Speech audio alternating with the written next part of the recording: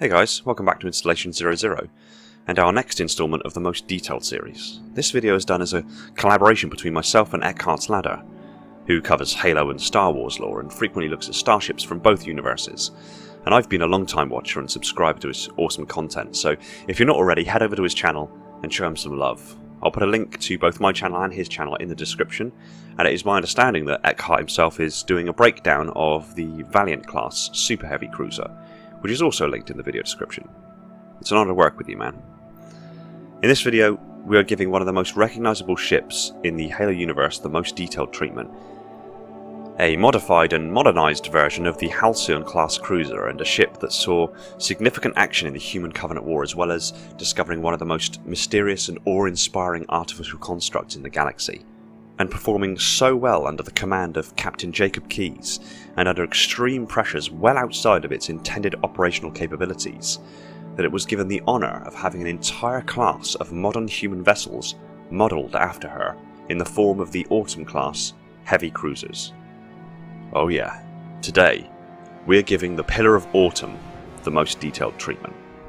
Now, as this is a ship and altogether a very different object to analyse than the armours that we've analysed in the past, we are changing our outside-in modus operandi and instead opting to look at her overall exterior, hull and superstructure, and then analyse her from stem to stern, looking at each of the 5 major hull sections. Let's get started. UNSC Pillar of Autumn, hull classification C-709, was a Halcyon-class light cruiser in the UNSC Navy. She was informally referred to as the Autumn. She was constructed at the Rees-McLeay shipyards on Mars. The ship began construction in 2507, was completed in 2509, and was launched on December 1st, 2510. At 1,171 metres in length, 352 metres in width and 398 metres in height, and with a mass of 9 million metric tons, she, along with the entire Halcyon range, was the smallest and lightest ship to ever be given the designation of cruiser. With the exception of known engagements at Arcadia Colony, the Autumn's service record pre-2550 is almost entirely unknown. What is known is that it was decommissioned with the rest of the remaining Halcyon-class light cruisers, but was reactivated as the war worsened. The Pillar of Autumn was pulled from long-term storage and was refitted in 2550 to serve as an emergency support ship in a conflict near Zeta Doridus. Prior to the fall of Reach, the Pillar of Autumn was selected to support Operation Red Flag, a Spartan II mission to capture Covenant leaders. Captain Jacob Keyes was placed in command. The operation was forestalled by the Covenant assault on Reach. The cruiser carried some of the few UNSC survivors and fled the system, having lost most of its intended Spartan II passengers. The cruiser was guided to the Soel system by smart AI Cortana. There it was engaged by Covenant fleet guarding Installation 04. Keyes crash-landed the ship on the installation, where the surviving crew continued the battle against the Covenant and later, the Flood. The ship's sole remaining combat-effective Spartan II, John 117, was forced to destabilise the Autumn's fusion reactor, destroying both the ship and the ring world to prevent the installation from being fired. So let's get a closer look at this legendary ship. The Pillar of Autumn's hull is made of 2 meters of Titanium A battle plate armour. It is known that this particular permutation of titanium is Titanium-50, a stable isotope of titanium, with 22 protons and 28 neutrons, totaling 50 subatomic particles. This is then alloyed with 4% aluminium, 2.5% vanadium and 1.5% iron, which reduces the amount of vanadium needed as a beta stabilizer. This is known as grade 38, which has good cold workability and higher atomic density, leading to superior ductility, which enables the plating to locally deform when struck by high velocity projectiles rather than cracking completely. The entire alloy is then molecularly strengthened to attain a condition known as single crystal superalloy. In most alloys, the microcrystalline structure tends to be arranged as islands of ordered atomic matrices all meshed together into a disordered phase matrix. This results in a grain boundary between the different orientations of ordered metal crystals within the alloy, and these boundaries result in areas of weakness in the material that high heat and stress can exploit and result in critical degradation of the plate's structural integrity. A single crystal superalloy has all of the atomic structures of the material in an ordered phase and orientation, equating to a single crystal throughout the entire material. This means that there are no grain boundaries, and thus no weaknesses to be exploited. The 2 meters of titanium A is employed alongside thick layers of elastic polymers and intermetallic laminates, allowing the ship's hull to mitigate both kinetic and energy-based attacks within reason.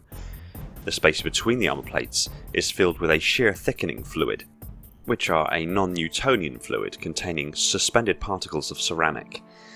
When a shear force is exerted against the fluid, the particles within the fluid form an almost instantaneous crystalline matrix, hardening the fluid to 98% the mechanical strength of the associated ceramic material in the blink of an eye, thereby acting as a form of liquid armour, the induced crystalline matrix relaxing and returning to its normal viscosity nearly immediately afterward. This fluid also has an encapsulated healing agent to reduce spall from impacts and automatically seal small hull breaches. The plates are also generally embedded with thermal superconducting radiators to more efficiently transfer the heat generated by the ship into space. Unfortunately, this function doesn't benefit the ship at all in reverse. When the plating is struck by sufficiently large plasma weaponry, the plates heat up and, in particularly sustained attacks, can become molten and boil away. The radiators don't help in dissipating the heat taken on board by plasma bombardment, and generally the plates radiate this heat back into space gradually, unfortunately because air can conduct heat significantly better than a vacuum. This is also accompanied by the internal air temperature spiking considerably in areas close to the impact zones, in some cases becoming hot enough to burn flesh. Since the Autumn was active well before the UNSC mastered energy shielding, the Autumn had to rely upon her armour and superior superstructure to survive hostile engagements. The superstructure of the Autumn, as with the entire Halcyon range, was predominantly built around its primary armament, the Mac gun, which ran 2/3 of its entire length.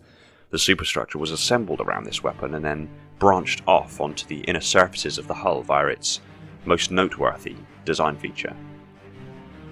A series of internal cross bracings and honeycombs reinforced by hydraulic rams and solid titanium A struts was the hidden defensive weapon of the Autumn. Designed by Dr. Robert McLeese, this internal superstructure made the ships surprisingly resistant to battle damage.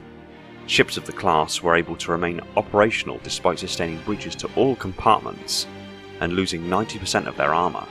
In theory, as long as the bridge was secure and the engines were firing, the ship could remain operational with basically everything else aside from its superstructure completely destroyed. In many of the ship's internal corridors, large bracings can be seen from the major superstructures, and many of the primary connective corridors feature hydraulic rams designed to maintain their structural integrity in case of just such an incident. Sealable bulkhead airlocks and blast doors were positioned throughout the ship to enable areas to be isolated should they be breached to the vacuum of space, and were of particular use during the boarding action from the Covenant. These doors could be locked down and then the atmosphere vented in those compartments, asphyxiating any hostiles in those areas, unless they were wearing their own breathing apparatus. These doors were large and mechanically operated, and made of titanium frames, crystalline silica carbide glass, and hermetic seals. These doors alone allowed sections to be sealed from breach, but in addition to these, solid titanium A blast doors could be activated and brought into place that kept unbreached areas of the ship separated from any further damage that the breached sections may endure, including hostile weapon fire or an attempt to escape the contained areas, fires, further damage from ship-to-ship weapons, shrapnel, and high-velocity debris. With such considerable interconnecting support structures, the primary corridors, rooms, chambers, and functional areas have to be fitted into the areas between these heavy supports. In some cases, these supports still cannot be avoided and may traverse a primary corridor directly, limiting the use of available space. This presents a particular problem given that many of the ship's functional components, data centers, networking, communications, and server equipment have to be positioned at key areas of the ship overall to remain logistically central to the ship's primary operating functions. This often means that such areas have to be positioned in what would otherwise be nearly inaccessible areas of the ship. In case of general maintenance or emergency repair, and to avoid having to cut through deck plates or bulkheads in order to access them, a matrix of maintenance accessways and service corridors run the length and breadth of the Autumn. These are much tighter than the substantially more spacious primary corridors, measuring 2.25 metres in height and 1.25 metres in width. These accessways grant maintenance and ops personnel access to nearly any point of the ship they require. In addition to this, she was fitted with an intra-ship transit system which consisted of a network of lifts, stairs, and mag-rail platforms. This allowed personnel to quickly travel through the ship. The Autumn had been upgraded from the Halcyon range to have an impressive armament when compared to the original ships of the line. After her upgrades, she had 300 M58 Archer missile pods, which were arranged in 30 columns of 10 rows, each pod containing 26 individual devices equaling 7,800 missiles. She had 4 Shiva nuclear warheads, 40 M910 50mm point defense guns with overlapping fields of fire for point defense against single ships, 8 Mark 33 Spitfire naval coil gun batteries firing 13-inch slugs at 10,000 meters per second, and 6 M66 Sentry autocannon turrets. The ship was also equipped with 3 Havoc warheads rated at 30 megatons, or the equivalent of 2,000 Hiroshima bombs. The primary armament of the Pillar of Autumn was its single Mark II light coil 56A2 D4 MAC gun that ran 2/3 of the length of the cruiser and fired a trio of light projectiles with a single charge of the firing capacitor, sending 3 of the 300-ton projectiles downrange at 12,000 kilometers per second. But we will look at this in a future installment of the Armory that is on its way. Additionally, the Autumn carried an impressive complement of crew, vehicles and fighting units, including 5 GA-TL-1 longsword fighters, 12 D-77 TC Pelican dropships, 2 D-96 TCE Albatross heavy lift dropships, an unknown number of UH-144 Falcons, 20 M808B Scorpion main battle tanks, 60 M12 Warthogs, at least 9 M145D Rhinos that were dispatched to assist UNSC Spirit of Fire on Arcadia Colony, at least 18 Class 3 Bumblebee heavy lifeboat escape units, 216 M8823 Soev drop pods, 1,000 naval personnel, 800 Marines, 400 ODSTs, the 79th Infantry Battalion numbering some 1,000 infantry units, an unknown quantity of army personnel likely extracted from Reach upon its glassing, and 2 known Spartan II commandos, 1 Petty Officer 2nd Class Linda 058 in cryogenic suspension due to life-threatening injury, who was clinically dead upon arrival, but was later revived, and the other being Master Chief Petty Officer Spartan 117, who played an integral role in the Autumn's closing days and moments. The forward hull section, as with many of the others, is of a hexagonal profile, its most prominent feature being the muzzle of the MAC cannon. Due to this weapon's immense power and the inherent electromagnetism, it requires a substantial amount of electromagnetic shielding, taking up a large portion of available space in the relatively small bow section. Underslung to this section is an array of communications antennae, with slipspace navigation sensors and hardened battlenet transponders, and one of the M66 Sentry autocannon turrets, as well as a couple of the M910 50mm point defense guns.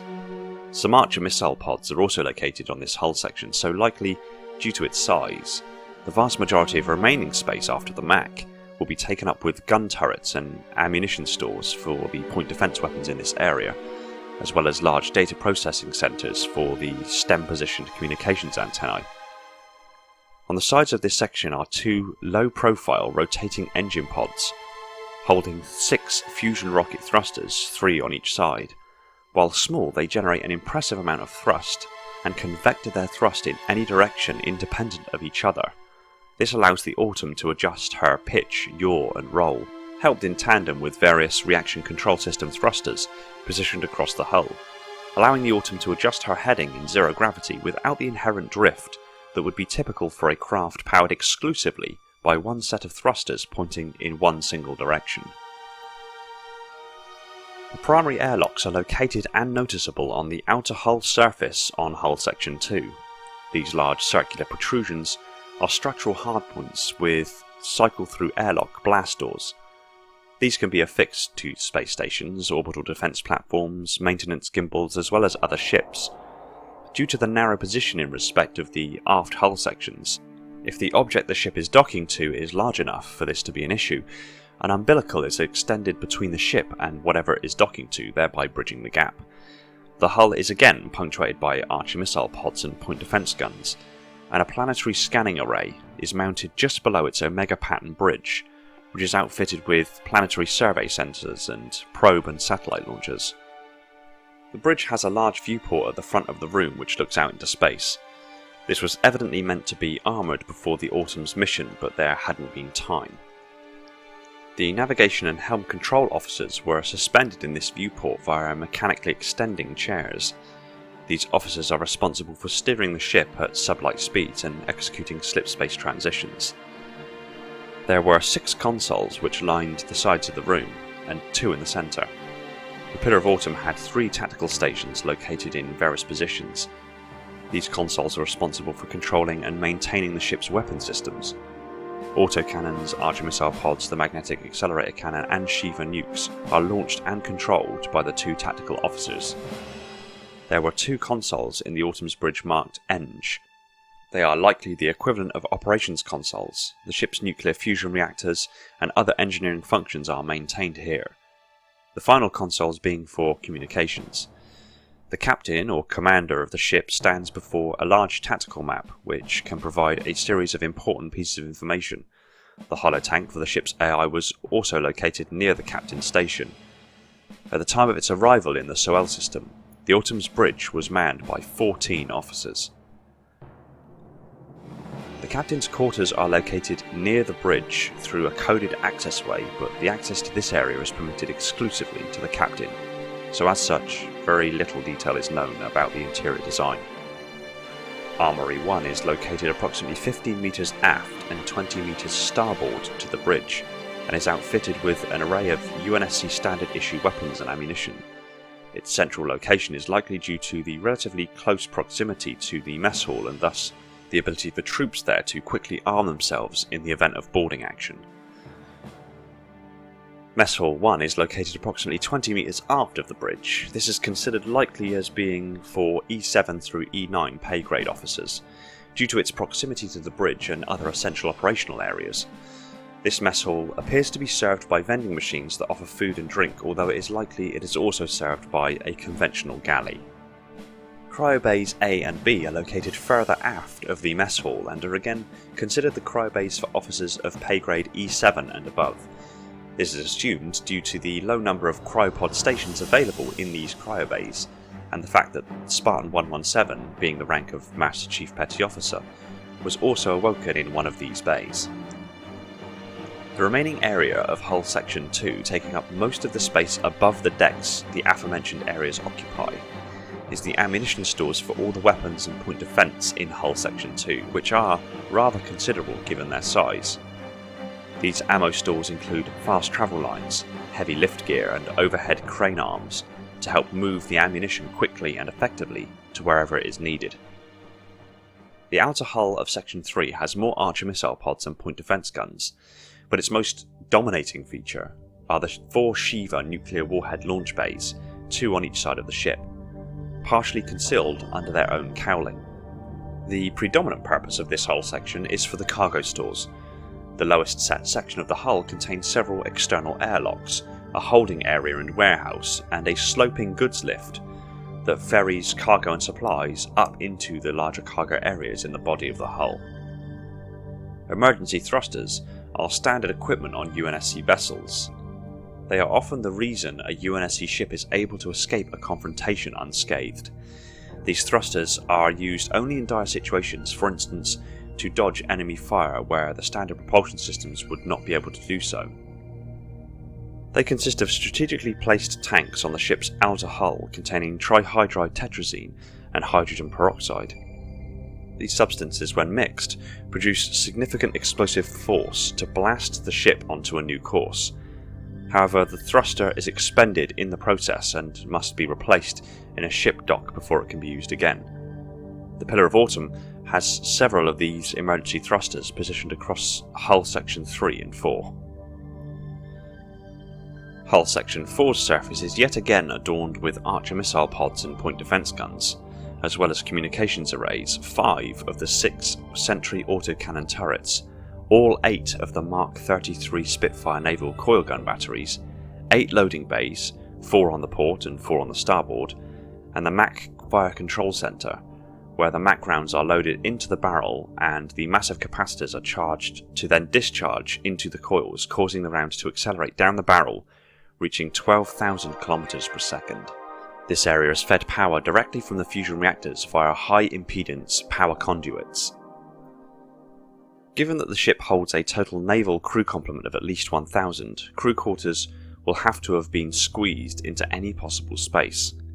The vast majority of living quarters can be found in hull section 4, outfitted with hundreds of cabins, 4 bunks a cabin, 8 people per cabin, generally fully naval personnel working and living in rotational shift patterns to each other. Single recreational and social areas generally served between 8 and 12 cabins in a block, with likely dozens of blocks. The vast majority of the rest of the living quarters in this section will be for the nearly 2,000 Marines and Army, and as such will be laid out in a barracks type format, with large numbers of soldiers all living, sleeping and washing communally, with some provisions made for officer ranks. There are 2 large armories in the central area of hull section 4, and 1 towards the rear of this section just outside of engineering. Armory 2 and 3 are significantly larger than 1 and 4, due to their need to supply nearly 2,000 troops with their weapons and ammo. There are large cryobays in this section, much larger than the cryobay towards the front of the ship, and arranged linearly along the stem of the ship. These multi-tiered cryobays housed all of the cryopods needed to put the entire onboard personnel into cryosleep during particularly long journeys. A large infirmary is located close to these cryobays, first as a means to get medical personnel quickly to any issues coming out of cryo, and second as a combat hospital as the infirmary is relatively well accessed by the 8 launching bays. Lower down hull section 4 are the life pod hatches, each hatch holding 1 Class 3 Bumblebee heavy lifeboat escape unit, each designed to ferry up to 9 people at a time. It has 1 pilot seat as well as 8 side-facing crash seats. The seats have harnesses to keep people from injury when crash landing, though they are noted as being one of the safer methods of UNSC ship evacuation. The effectiveness of the safety features on the Bumblebee vary greatly, as can their reliability. When activated, the airlock doors are blasted off by explosive bolts, and the Bumblebee is sucked out into space by vacuum pressure, only igniting their engines after clearing the hull of the ship. The drop bay is a room specifically, though not exclusively, used by the ODSTs, otherwise known as Hell Jumpers. The room holds 216 M8823 single-occupant exo-atmospheric insertion vehicles, or SOEV drop pods. The pod's operator enters the pod and straps in facing the hatch. The SOEVs are located in a long narrow compartment near the belly of the Autumn, colloquially referred to as Hell's Waiting Room. The room is typically lined with 2 rows of drop pods. Each SOEV is poised over a tube that extends downward through the spacecraft's belly. The preparation chambers are often stacked on multiple decks to allow several pods to be deployed via the same tube in rapid succession. To initiate deployment, a pod's operator must run an obligatory systems check, remove a series of safeties and arm their ejection tube. Generally, the ship's fire control computer is responsible for ejecting the SOEVs at a trajectory that allows it to drop into a correct entry path. A 30-second deployment countdown begins on the mark of the commanding officer of the unit. Afterwards, the SOEVs quickly fire through the tube that runs down the ship's belly. The drop pods are typically deployed from either a high altitude or from an exo-atmospheric location. They are either fired out of the spacecraft or soft ejected towards a world's surface until the pod breaches the atmosphere. This atmospheric insertion generates intense heat, hence the nickname of the drop bay being Hell's Waiting Room, and the troopers being Hell Jumpers. Pelican Bay 1 and 2 are located near the belly of the Autumn, where the Hull Section 4 joins Hull Section 5. These Pelican bays allow the Pelican dropships easy access in and out of the ship. Once inside the bays, the Pelicans can be cycled quickly through an airlock system and ferried on internal mag rail platforms back to their holding bays, where they can then be maintained, restocked, reloaded, and sent back through to the launch bays in one single continuous process. This allows Pelicans to turn around quickly and get back out onto deployment within a very short space of time. Pillar of Autumn's engine room was a large 3-decked high chamber, allowing access to the fusion cores, which used an experimental architecture where a single main reactor was nested within 2 smaller reactor rings. When activated, the secondary reactors supercharged the main reactor, and their overlapping magnetic fields could temporarily boost the reactor output by 300%. The 6 exhaust manifolds were suspended above the second deck and could be retracted if needed. Vent covers would be kept closed to keep the core isolated from the chamber itself. These could be overwritten but needed special clearance in order to do so, which was performed by Cortana by the use of Captain Key's neural transponder authorization, so that Master Chief could sufficiently damage the core to prompt core meltdown and detonation. Opening these vents exposed the entire engine room to the heat and radiation of the core of the reactor. Their primary purpose was to allow reactor plasma to flow from the reactor cores to the 12 smaller secondary thrusters. In normal operation, the vast majority of the plasma medium was directed to the high-order manifolds to the primary thrusters. The Autumn's FTL drive is the SED-2550X Series 5 Koden Shaw-Fujikawa Translite engine. The Shaw-Fujikawa Translite engine functions by creating ruptures referred to in some sources as wormholes between normal space and the alternate plane known as slipspace, also known as slipstream space or Shaw-Fujikawa space. The engine creates ruptures by using high-power cyclic particle accelerators to generate microscopic black holes. Because of their low mass, Hawking radiation gives them a lifetime of around a nanosecond, or potentially a little longer than a whole second, before they evaporate into useless thermal energy. In that nanosecond, the engine manipulates them into forming a coherent rupture between normal space and slipstream space. A major component of the drive is a set of slipspace capacitors, which have to be charged before a jump, drawing power from the ship's main reactors. The Shaw-Fujikawa Translite engine generates a quantum field which prevents the ship and its occupants from being directly exposed to the 11-dimensional space-time of slipspace, instead translating the ship's presence to the foreign physics of slipstream space and squeezing it through the higher dimensions. Maintaining the quantum field requires an enormous amount of calculations, with larger vessels requiring significantly more than smaller ones. For example, the slipspace translations for a Phoenix-class colony ship require 4.3 quadrillion calculations of the quantum field per second. The slipspace drive does not actually accelerate a spacecraft through slipstream space. This is performed by the ship's conventional reaction engines. Thus, ships with more powerful conventional engines are also faster within slipstream space. When active, the Shaw-Fujikawa Translite engine emits alpha and beta particles. The coordination and plotting of slipspace jumps, referred to as astrogation, requires an enormous amount of calculations which require a navigational computer or an AI to successfully conduct, although they can be calculated by a human. For full details on the particulars of FTL travel and engines, see my 2 videos titled Slipspace and Slipspace Engines. Links are in the description. Prior to being refit for the Spartan mission, Pillar of Autumn was equipped with 3 Mark II Hanley Messier deuterium fusion engines, which supplied only 10% of the power of the standard 2552 UNSC Navy reactors.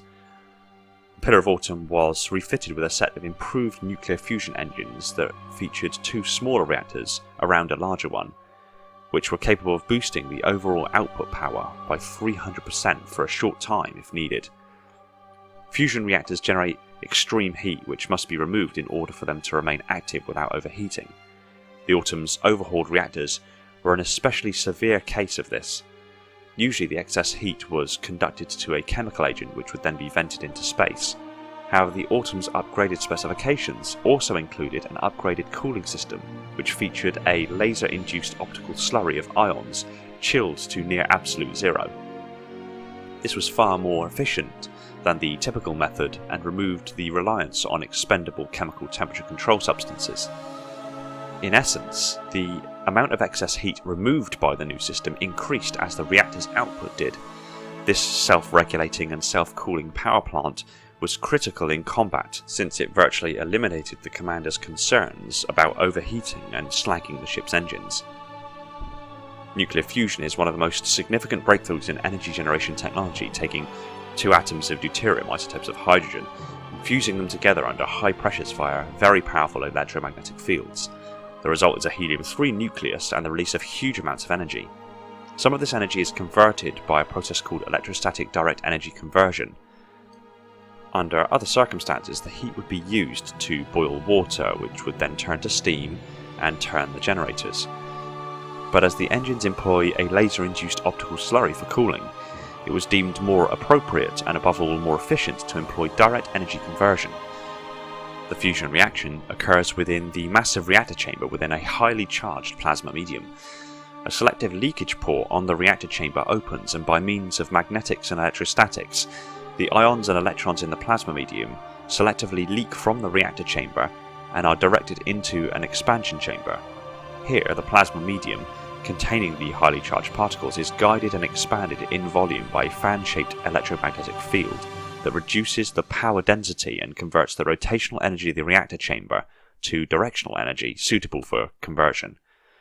The electrons are separated from the plasma stream and collected on an electron collector grid of varying potentials based on the variance in high and low energy electrons.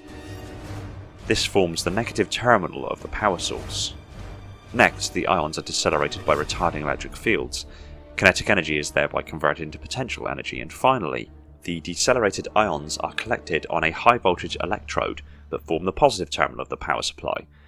This method of converting raw nuclear fusion energy to usable electricity can be considered as a particle accelerator in reverse.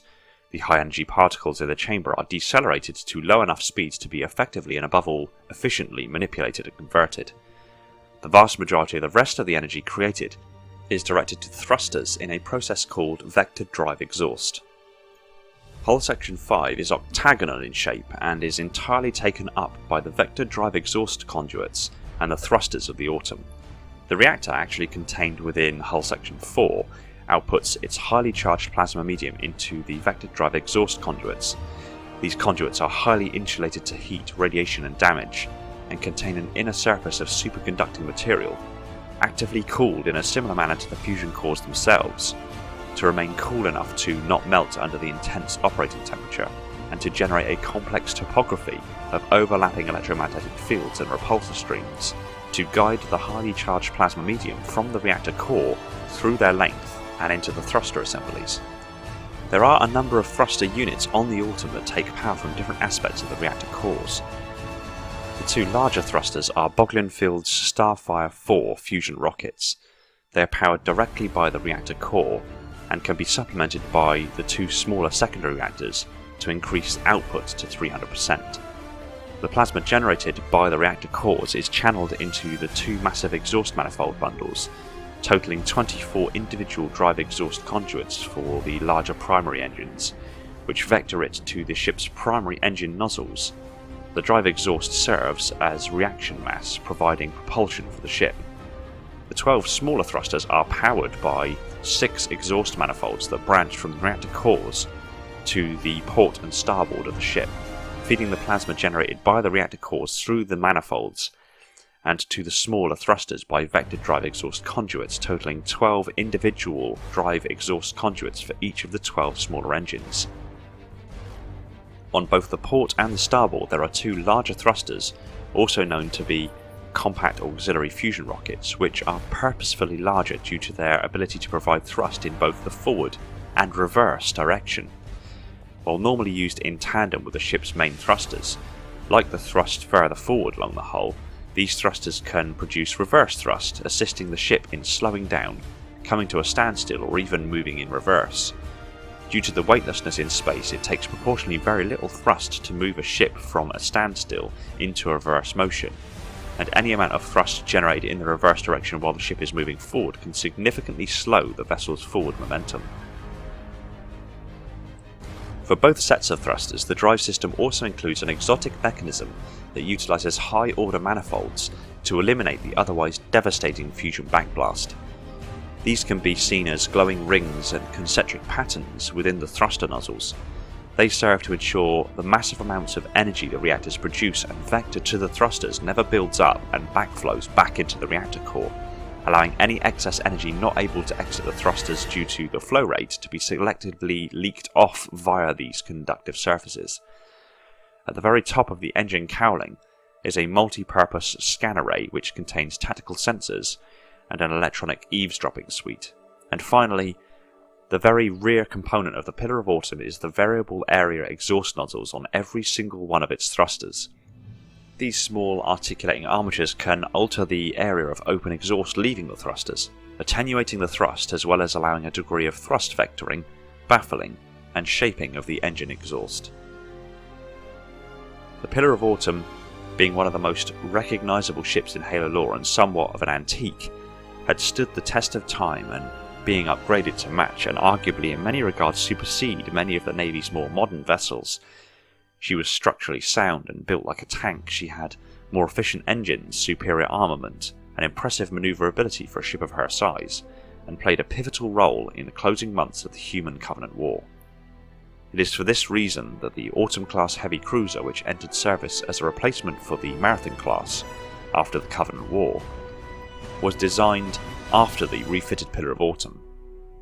Due to the instrumental role the Autumn played in the war, the lead ship of the new class was named UNSC Pillar of Autumn II in honour of the original. She was truly an epic ship, captained and crewed by some of the best the UNSC had to offer. Thanks for watching. Stick your comments down below and I look forward to what you have to say. I want to give another shout out to Eckhart's Ladder for this collaboration and throwing me a little rope. Again, if you haven't subscribed to him, get over to his channel and show him some love.